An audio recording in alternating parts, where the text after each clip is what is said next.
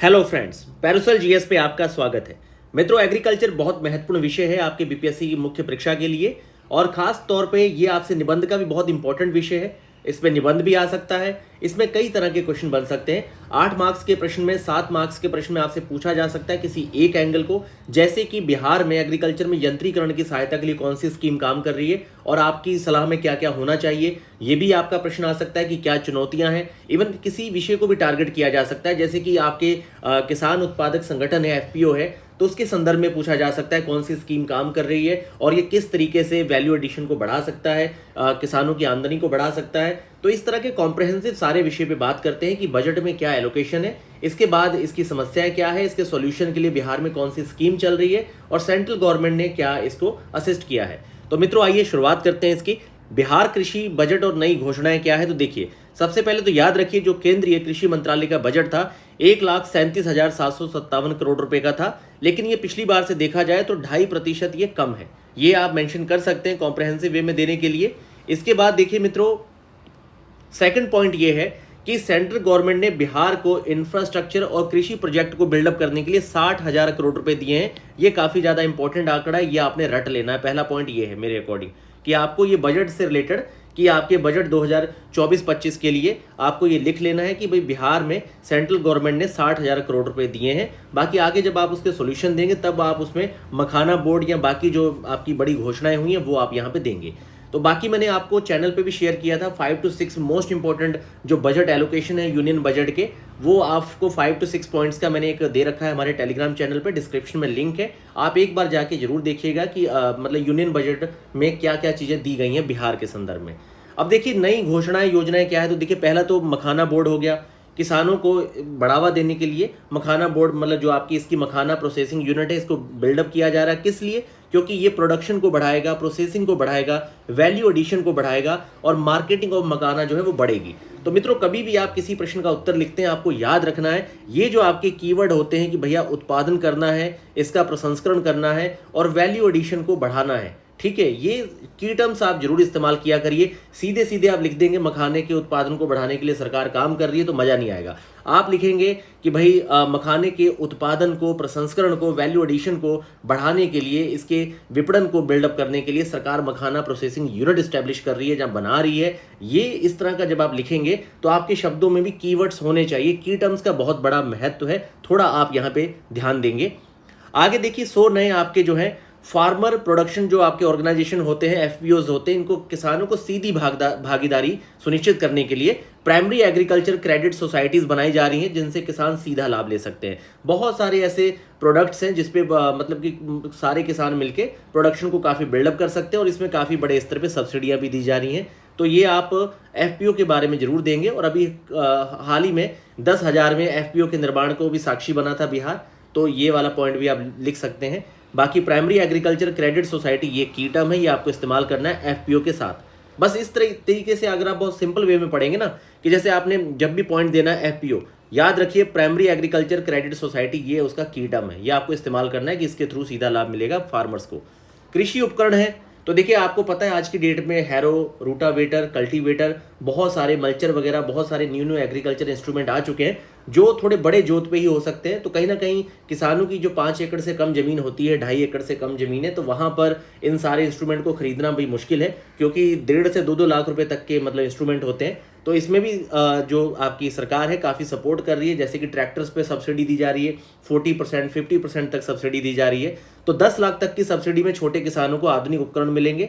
ठीक है। Roof top gardening क्या है? तो देखिए, टमाटर, हरी सब्जियां वगैरह जो भी खाने पीने की चीज़ें हैं, इसको बिल्डअप करने के लिए, क्योंकि आम आदमी का खर्चा बचेगा तो महंगाई वगैरह का सोल्यूशन हो पाएगा, ताज़ा सब्जियां मिलेंगी।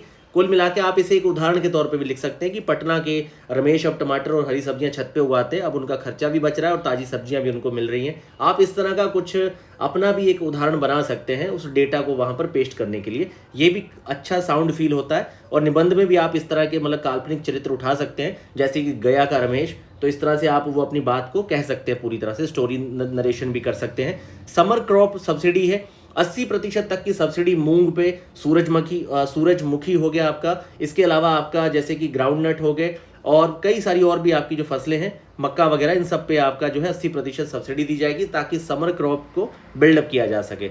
और बाद में मित्रों जब आप इस तरह से दिखाएं किसी भी चीज़ को, तो बिहार के संदर्भ में जो टैगलाइन होती हैं, इस तरह के टैगलाइंस जरूर लिखें, जैसे कि समृद्ध किसान सशक्त बिहार, आधुनिक खेती बेहतर आय आपका खुशहाल किसान सरकार का लक्ष्य। इस तरह से आपको दिखाना चाहिए। जैसे यूपी के बजट में युवा थीम लाई गई है, तो वैसे ही यहाँ पे भी आपको इस तरह के की टर्म्स इस्तेमाल करने चाहिए बजट का ईयर लिखते हुए।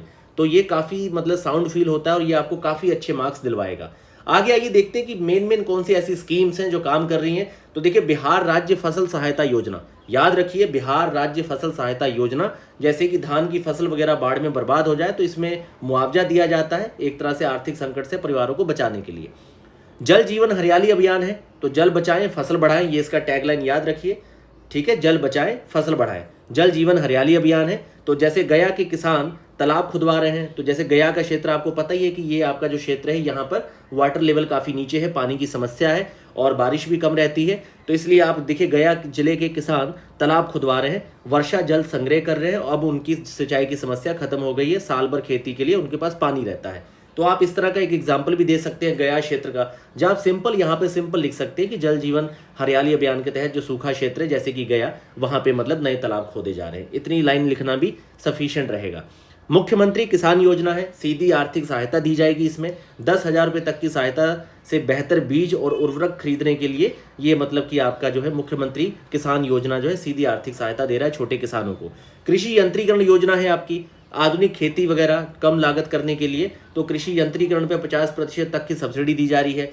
जैविक खेती को प्रोत्साहन दिया जा रहा है, जैसे कि एग्जाम्पल के तौर पे मुजफ्फरपुर के रंजन ने सरकार की मदद से जैविक खेती शुरू की है। अब उनके आम महंगे दामों में बिकते हैं, जिससे कि 30% ज़्यादा लाभ हो रहा है। क्योंकि कोई भी चीज़ जब आप कहेंगे ऑर्गेनिक है, जैसे कि सिंपल आलू 20 रुपये बिक रहा है, ऑर्गेनिक के नाम पे 45 रुपये में बिकता है, तो ये इस तरीके से आपकी क्या है आमदनी बढ़ रही है किसानों की, और कहीं ना कहीं किसानों की आमदनी दोगुनी करने का जो लक्ष्य है वो इन सब चीज़ों से ही पूरा होगा, जिसमें इस तरह के की टर्म्स को आप याद रखिए कि जैविक खेती को प्रोत्साहन देना है, एफपीओ को बिल्डअप करना है। इस तरह के पॉइंट्स आपके लिए बहुत ज़्यादा महत्वपूर्ण है। मखाना मत्स्य पालन प्रोत्साहन, तो इसमें आपको याद ही है कि भाई मखाना बोर्ड भी बिल्डअप किया जा रहा है, और ऐसे एग्जाम्पल के तौर पे जैसे कि दरभंगा के राजेश अब सरकारी अनुदान से मखाना प्रोसेसिंग यूनिट चला रहे हैं, इससे उनका उत्पादन 3 गुना बढ़ गया है। तो आप इस तरह के एग्जाम्पल भी बना सकते हैं, ये फेक एग्जाम्पल नहीं होते, क्योंकि आप किसी किसान को उठा के स्टोरी नरेशन भी कर सकते हैं, या फिर आप इस चीज़ को मत लिखिए, सीधे सरकारी अनुदान से मखाना प्रोसेसिंग जो यूनिट है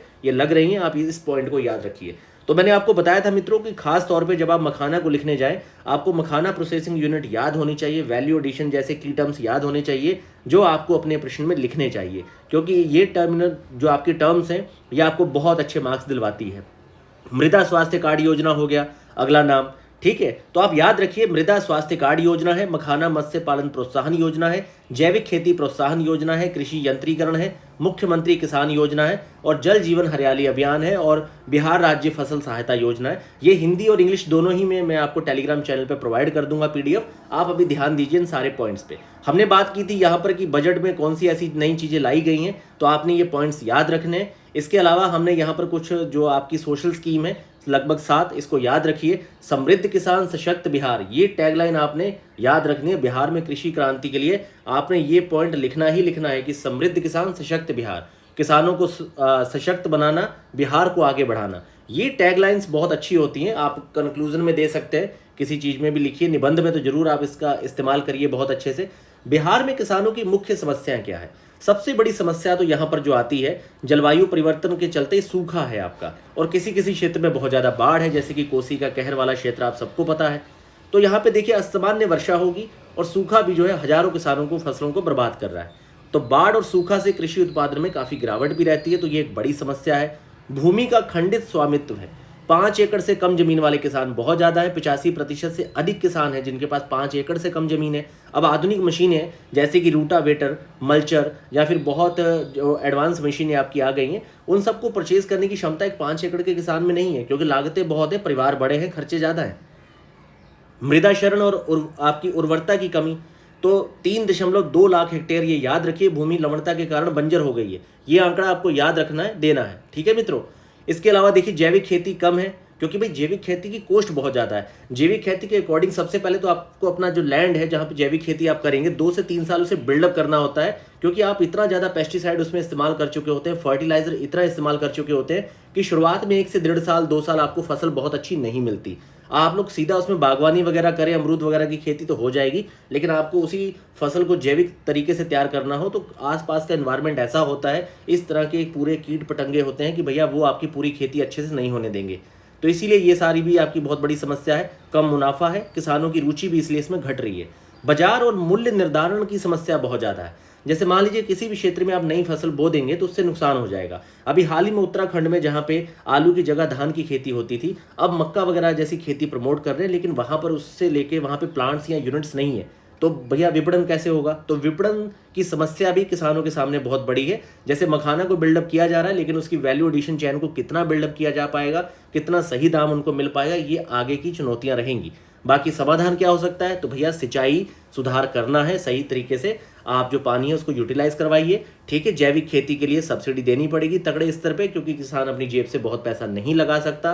30 35 हज़ार रुपये से ज़्यादा पर एकड़ खर्चे आ जाते हैं। मिट्टी संरक्षण के लिए कुछ काम करने पड़ेंगे। एफपीओ और पैक का विस्तार करना पड़ेगा। जो प्राइमरी एग्रीकल्चर क्रेडिट सोसाइटीज़ हैं उसको काफ़ी उसका विस्तार करना पड़ेगा, ताकि किसानों तक तो बहुत सारी सोशल स्कीम का पता ही नहीं है। किसान घर बैठा रहता है, उसको पता ही नहीं है कि भाई आपको मुआवजा मिलने वाला है या किस तरीके से आप उन सारी स्कीम्स को रन कर सकते हैं। इसका फ़ायदा जो है मशीनरी उठा रही है, जो आपकी एडमिनिस्ट्रेटिव मशीनरी है। और सुदृढ़ बाजार प्रणाली जो है बिल्डअप करनी पड़ेगी। ये सरकार का काम है कि आप लॉजिस्टिक्स से लेके हर चीज़ को इस तरीके से बिल्डअप करें कि सही किफ़ायती दरों पे किसानों को लोन मिले, उनको प्लांट्स वगैरह एस्टैब्लिश करने के लिए मदद मिले, मशीनरी में मदद मिले।